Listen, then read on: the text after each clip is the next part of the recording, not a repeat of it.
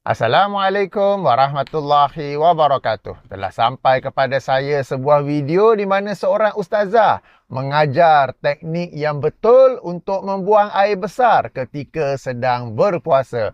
Ayuh kita tonton, kemudian saya berikan ulasan dan react. Ada orang dia basuh berak, dia suka masuk jari. Batal puasa. Jadi macam mana? Kalau tag tu dah keluar, okey Sat. Tag tu dah keluar. Ni tag ni. Tag apa? Okey, minta maaf. Dengar, apa nak mengaji apa dengar? Okey.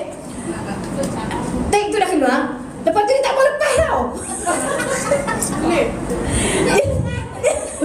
Dia tak mau lepas. Oh, saya tak nampak 700 lebih orang ni orang tengok. 700. Okey, bila tag tu dah keluar, dia tak mau lepas tau. Apa nak buat macam mana? Kerat. Okey, dekat sini. Dulu apa puasa, aku tak tahu macam mana. Apa, bila dia sekarat macam ni, apa tekan hari-hari. Tekan, peluk, dia jatuh. Tak mau jatuh, potong. Faham tak? Saya tak larat gelak. Degil punya. Baiklah, kita sudah apa menontonnya. Lazimnya apabila saya mainkan video untuk react, saya akan blurkan. Sebab yang penting ialah apakah yang disampaikan dalam video dan apakah ulasan dan react saya terhadapnya. Cuma video ini saya tak blurkan sebab nak tunjuk apa yang ditunjuk oleh ustazah. Baik. Apa yang cuba disampaikan oleh ustazah, duduk dalam perbincangan memasukkan sesuatu dalam rongga badan ketika berpuasa. Apakah hukumnya? Dalam hal ini ada 3 pendapat. Pendapat pertama berkata batal puasa.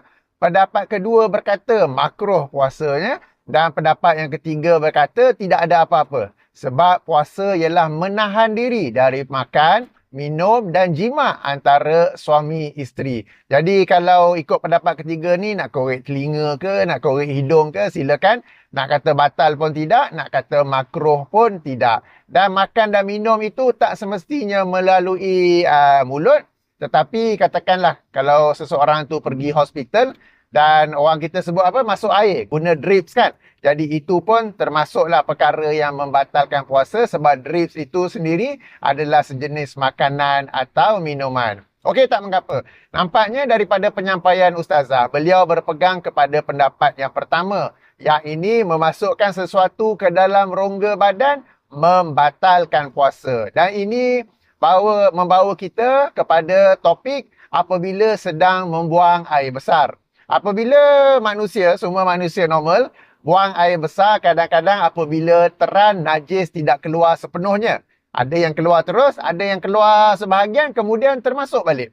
Bila masuk balik tu, itulah yang cuba disampaikan oleh ustazah di mana ia boleh membatalkan puasa. Maka ustazah pun mengajar teknik supaya najis tersebut tidak masuk balik. Sebaliknya, terus keluar ya. Okey, para penonton yang dirahmati Allah sekalian, tentang perkara ini beberapa ulasan saya ya.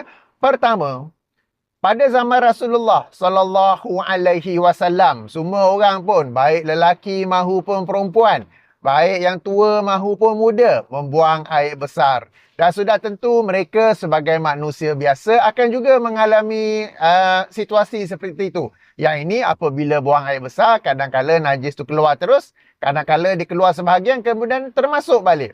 Meskipun dengan suasana sedemikian yang pastinya berlaku, Rasulullah sallallahu alaihi wasallam tidak perlu mengajar bahawa ia adalah perkara yang membatalkan puasa, maka perlu ada teknik tertentu dalam cara membuang air besar. Ini yang pertama.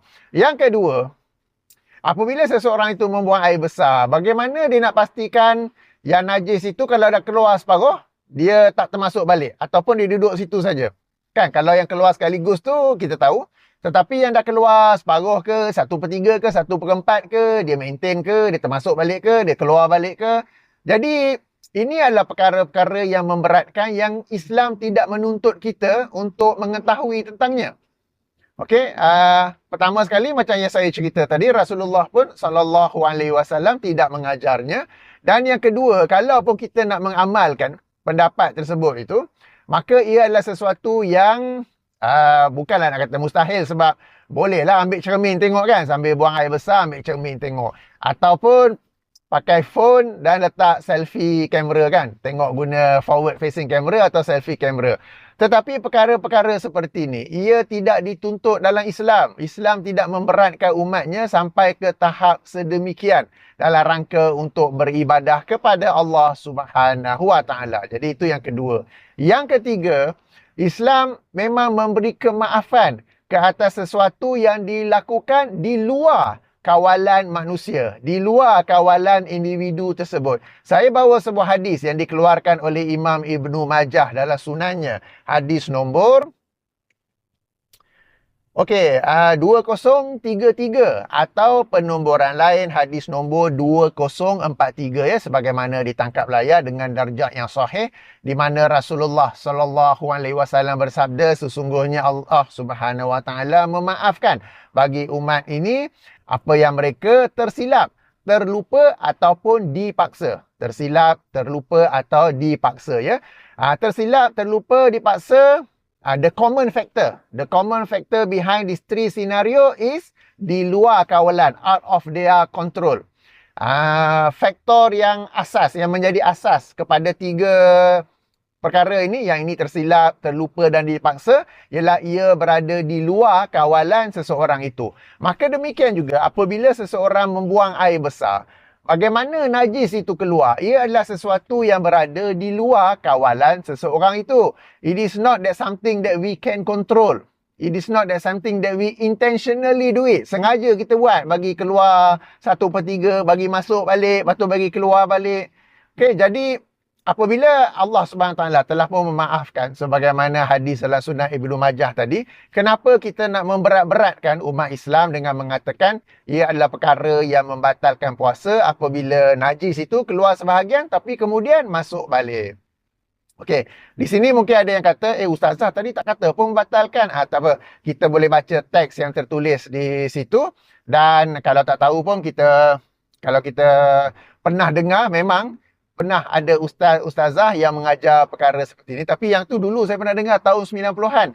Tak sangka pula tahun 2024 ini ada lagi yang mengajar sedemikian. Sepatutnya ilmu telah pun bertambah, dan dengan bertambahnya ilmu kita juga bertambah pengetahuan tentang perkara-perkara yang sengaja dibuat-buat bagi memberatkan umat Islam, sehingga ia sebenarnya tak perlu diajar lagi dah pun. Ataupun diajar sebaliknya, bahawa apabila membuang air besar tu, buang air besar secara biasa saja, tak perlu fikir najis tu keluar macam mana ya.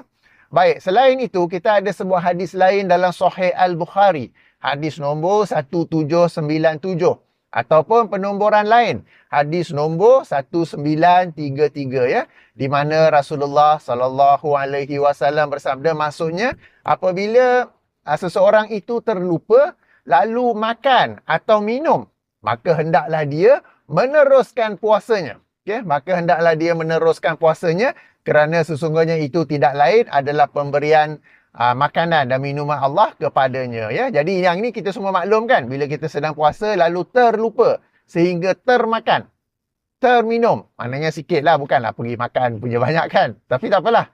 Banyak mana pun seseorang tu dia makan dah setengah pinggan, baru tengok, aku puasa hari ni.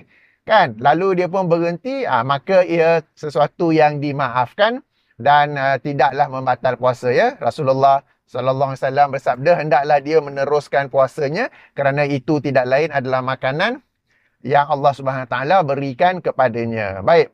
Sama juga, ini adalah sesuatu yang di luar kawalan seseorang. Yang ini dia terlupa, lalu dia termakan dan terminum. Padahal sama-sama kita tahu, puasa ini ialah menahan diri daripada makan, minum dan jima. Okay, sekarang ini dia termakan dan terminum.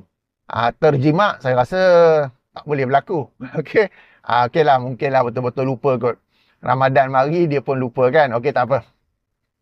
Jadi, serius kes ni, termakan, terminum pun dimaafkan, teruskan puasa, tidak batal. Apatah lagi apabila seseorang itu membuang air besar. Dan bagaimana najis itu keluar pula adalah di luar kawalannya. Sudah tentu ialah sesuatu yang dimaafkan dan hendaklah seseorang itu meneruskan puasanya. Jadi, demikian 3 poin saya bagi menerangkan tak perlu sebenarnya seseorang itu memberat-beratkan dirinya dengan teknik tertentu bagi membuang air besar. Tak perlu sebenarnya. Bahkan kalau nak ajar, kita ajar kepada orang, cara pembuangan air besar seseorang itu tidak ada kaitan sama ada batal puasa ataupun tidak. Kerana pertama, ialah sesuatu yang lazim berlaku kepada umat Islam pada zaman Rasulullah sallallahu alaihi wasallam, dan baginda tidak ajar apa-apa tentangnya. Berarti you can just do your thing as per normal. Tu yang pertama. Yang kedua, kalau kita nak monitor pun, kalau kita nak mengawasinya pun,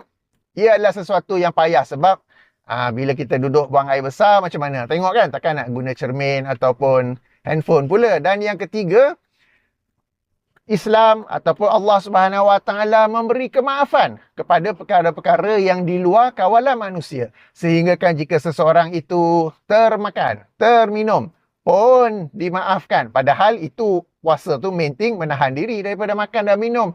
Apatah lagi apabila sedang meneran untuk membuang air besar, ya. Jadi demikian ulasan dari yang saya. Sebenarnya saya berasa amatlah dikesali apabila masih ada ustaz-ustazah yang mengajar perkara seperti ini, ya. Sepatutnya tidak lagi diajar, ataupun kalau nak ajar boleh saja kata cara buang air besar normal, tak perlu fikir-fikir tentang begini, ya. Sebab macam saya kata, perkara ni saya pernah dengar dulu tahun 90-an. Lama dah tak dengar. Tengok-tengok ada lagi yang mengajar sedemikian, ya. Jadi moga-moga kita dapat mengambil manfaat daripada React ini. Saya akhiri dengan subhanakallahumma wa bihamdika asyhadu an la ilaha illa anta astaghfiruka wa atubu ilaika. Jadi ringkasnya, apabila sedang berpuasa, baik puasa Ramadan ke, puasa di luar Ramadan ke, dipersilakan buang air besar seperti normal, tak perlu ada teknik tertentu. Assalamualaikum warahmatullahi wabarakatuh.